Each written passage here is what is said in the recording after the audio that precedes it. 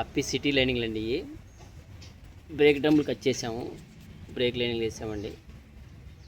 ఇది ఆల్రెడీ రెండోసారి అండి. ఇది ఇంకా 3-4 సార్లు చేసుకోవచ్చు. రబ్బర్ లైనింగ్ అండి మీద. కస్టమర్ కూడా ఇక్కడే ఉన్నారు. బాగా చేశారండి మేస్త్రి గారు.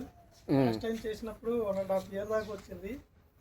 మళ్ళీ ఇప్పుడు కూడా పని చేస్తున్నాయి కానీ లైట్గా తగ్గిందని చెప్పి చేయించాను. చాలా బాగా చేశారు మేస్త్రి గారు.